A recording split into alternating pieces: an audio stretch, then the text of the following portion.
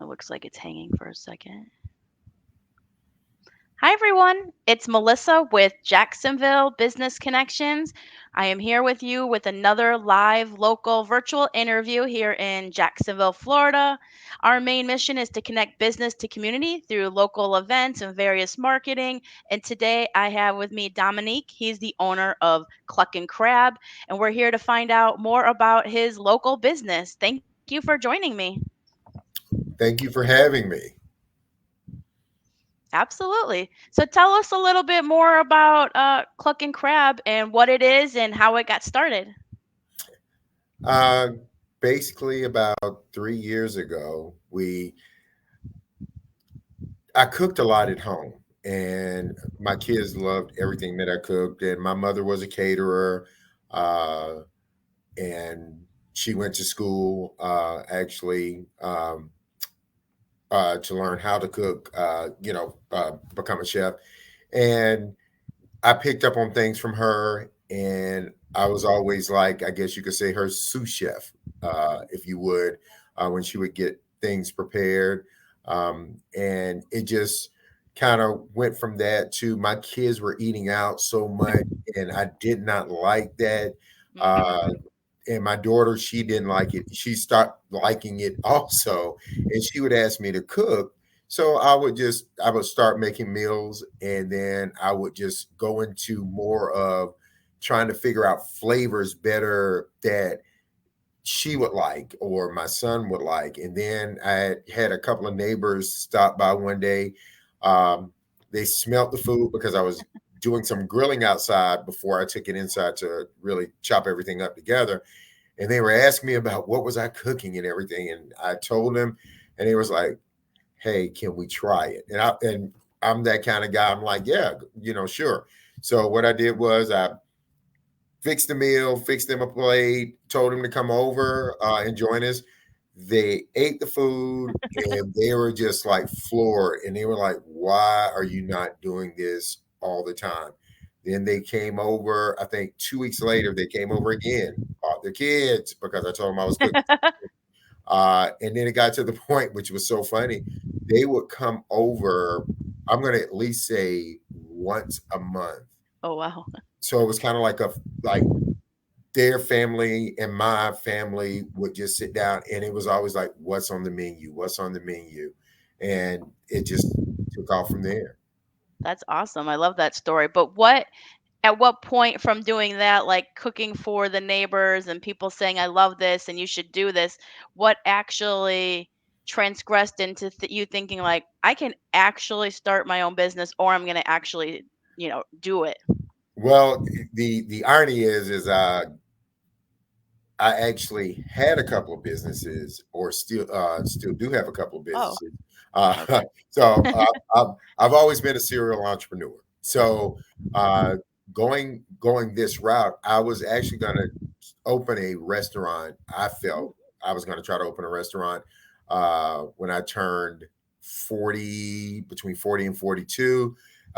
That didn't work out so well. So it's kind of like everything was delayed, of course, with because during that time you're more so looking at the credit crisis when I turned 39. It was, housing market crashed, all of that. So things went down and I had to, delay everything. Right. So it was just, to me, it was kind of like the perfect storm. It was more of, you know, the one of the businesses I have is on kind of like autopilot. I have other people handling stuff.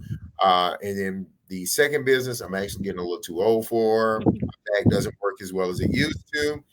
Yeah. So it was like, I think it's time to make that transition. So uh, after cooking for so many people, because it's not like I just jumped out and said, "Oh, I'm just going to open this, you know, uh, this food truck up," or I want it like my neighbors like my food, my kids like my food, but you really have to get out there and really find out how people really feel about your food. So what I would do is I would basically ask people to come over, and I would say, "Hey, what are y'all doing tonight?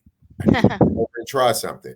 So I tried a lot of things, and then I wanted to make my food a lot different. And I love food. I love I love one of my places that I love to eat at is New Orleans. I love New Orleans. I love their cuisine. I love everything about New Orleans. So it Mhm. was like trying to mimic some of their flavors, and then trying to mimic some of the flavors of my aunts that are from the Caribbean and Cuba. So it just took off. It was like keep cooking for these people, let them try it. And some of your harshest critics are your grandparents. Not your parents. It's more your grandparents and your grand aunts and uncles. Boy, if they don't like it, they're gonna be like, son, you need to do something else. So it really took off, and I kept cooking, and then I started cooking for people, like taking large meals to somewhat catered events. They were like, hey, could you make what you made at the house? Could you Right. do this? And basically that's what did it. And then I just said I'm gonna test the waters 3 years ago, as I stated before.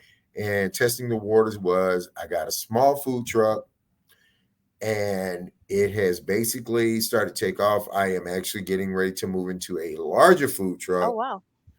And I also have someone that is looking to invest and really want to take my business into a brick and mortar because of the type of food that I serve. Oh wow, that's really awesome. So it has taken off for you. Yes. Oh, when Yes. you have an investor or someone interested in investing in you, that rarely happens that you're not seeking that they're just really loving what you do and they have so much faith in that. Yes. Yeah. And that to me was really great. I mean, it, like I said, to start the food truck and small, because you don't want to just jump out there and buy Mhm. all of this big equipment, because restaurants go under before anything else. Then you see a lot of people that get these food trucks, and then they go under quickly because they feel that their food is the best, which you should. But when you start letting people try it, and you're doing things that people don't like, then it just goes under. But this person would eat at my food truck 3 times a week. Oh wow. Then it was like they called their wife out to try some things. The wife started coming. The brother-in-law and his wife started coming, and it was just like they loved the food so much it was ridiculous. And it makes you feel good as someone that is cooking this, and these are people that you don't know from Adam, Right. and they love what you're putting out. And it made me feel good, and it made me want to make better food for people to try and eat. Absolutely. And when at the food truck, is it mostly established what the menu is? Is it constantly changing? No, because like I stated before, we're trying to do more solely going to a brick and mortar. Mhm. Has our food changed? Oh my God, yes. That's one of the first things I will tell anyone that wants to go into a business, a restaurant business, or a food truck business. We'll say it first, a food truck business, is that you may start one way, but my food has gone from, I think, the from one thing to something totally different. It evolved. Right. And we first I'm trying to think, we may only have two things from my first menu that I still sell on my truck today, and Okay. that was 3 years ago. So it has evolved. And where do you mostly located with the food truck? Is it during the week or the weekends? Both? Mostly we're set up during the week out on the west side, Okay. uh, at the Cecil Field area. Okay. We do a lot of different events. We've done things for EWC. Uh, we did hop into string. Uh, we've done some Christmas parties and things of that nature. So I mean, we circulate, and you can sometimes find us coming up real soon. You will find us in front of O'Reilly's on Okay. Sunbeam Road. And that'll be like a Monday type gig for them. And will do you keep your location or menu on your Facebook or social media, or how do people find you? You can go to cluckincrab.com, and you can see our menu. Mhm. There, like I stated, we just changed. Excuse me, we just changed a lot of food. So like we do, and as soon as I say this, some people are like, we do a New Orleans cuisine called Yakamein, uh, which is uh, which is a really beautiful broth, and that's what really the whole thing is. It's the broth, but you do broth with noodles, either beef or shrimp or chicken, and an egg and green onions. And but when I tell you, I went to New Orleans and I had to stay there for basically about 2 months to learn how to make this. Um, and I have nailed it from what people are telling me, and they love it. It's one of my items on my menu that has really taken off. Wow, that's awesome. That's so awesome to hear. Well, I don't know, you probably heard about it, but we're doing the St. Augustine Food Truck Wars, but we had to reschedule it to October because we were going to do it this past weekend, but we were up against Taco Fest, so we had to reschedule. But you would be awesome to join us because that would be a great addition to the samplings and part of the contest. Yeah, and we were looking forward to that. And the irony is that I think it was we were either looking at doing one of the two things off our menu, which we do a it's called Duval Fire Hot Chicken. It is a kind of like a swing at Nashville because I'm a Jaguar to the end, so I hate the Titans. So they have Nashville Fire Hot Chicken. So now we have Duval Fire Hot Chicken. And basically, we were looking at that because my sauces are mild, Mhm. woo damn, get the hell out the way, and the purge. So I so if we need to, if you entered the contest, we need to do some kind of addition for anybody who tries the purge. actually, the irony is with the purge, you have to sign a waiver. It is well, I've only had one person to try to purge, and basically, it states to you first sign a waiver. You also have to have You also have to notify your next of kin and have your own ride to the ER. Oh my god. The purge is serious. But how did the person who did it respond?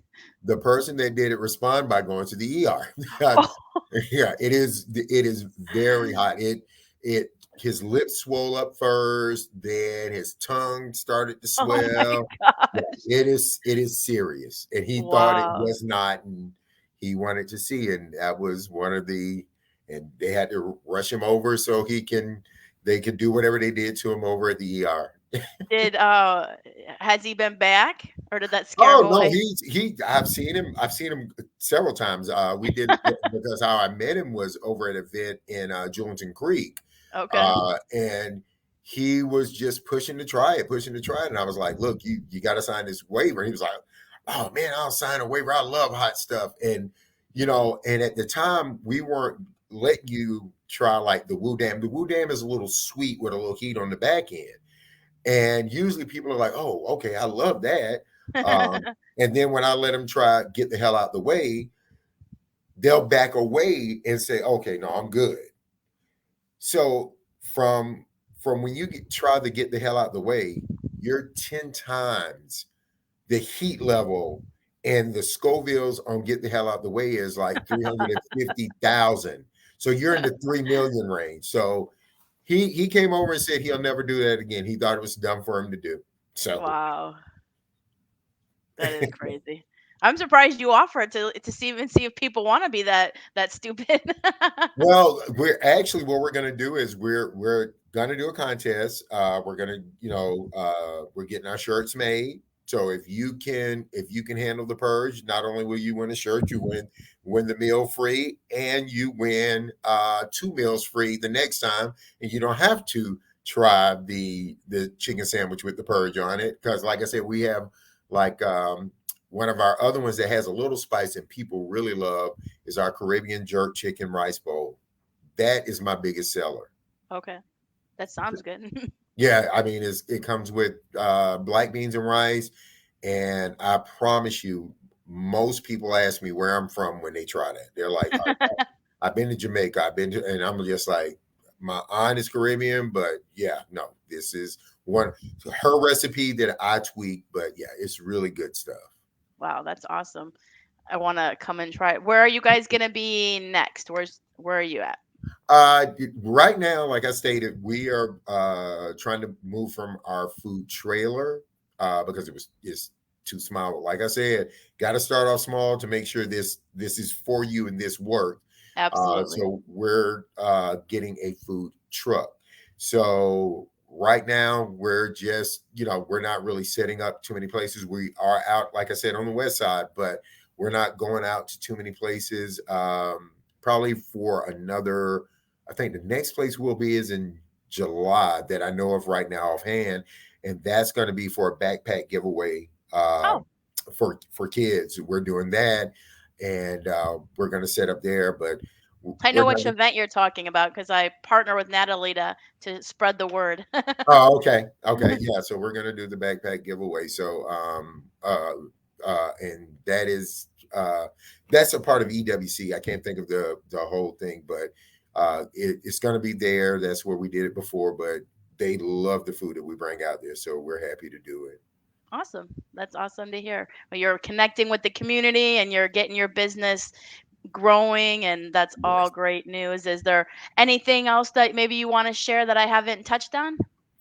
I just what I would really like for people to understand about our food is that we do comfort food, and we do food. Our food is really kind of like it's comfort food, but it's non-traditional. Like I said, we do the Yakamein, which is a New Orleans-based dish. We do Caribbean jerk chicken. We do our Duval Fire Hot chicken sandwich.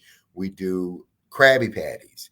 A lot of people, watch SpongeBob. We do Krabby Patties, and that's one of the that has a little spice to it too. And our Krabby Patties are basically, we try to tell people all the time, they can.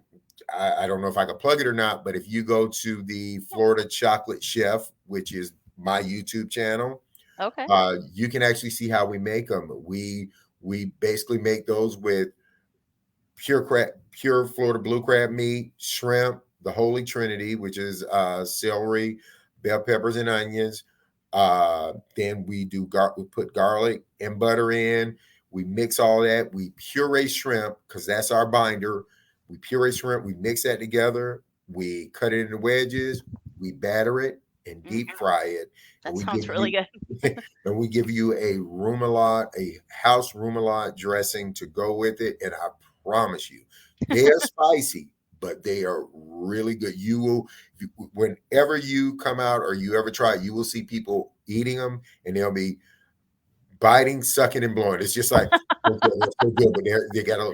But it's really good food, and I would love for people to come out and just try what we're putting down as far as food, and we're just trying to put Jacksonville on the map with our seaport. The music that we usually play outside our trailer is jazz or blues. We or sometimes 80s music when people want that, but it's jazz and blues is the music that we play because we think that our food is complemented by those when you're eating and having a nice meal and maybe a beer or a beverage, Yeah. alcoholic beverage. So we just want you to come try our food and you'll see what it's all about.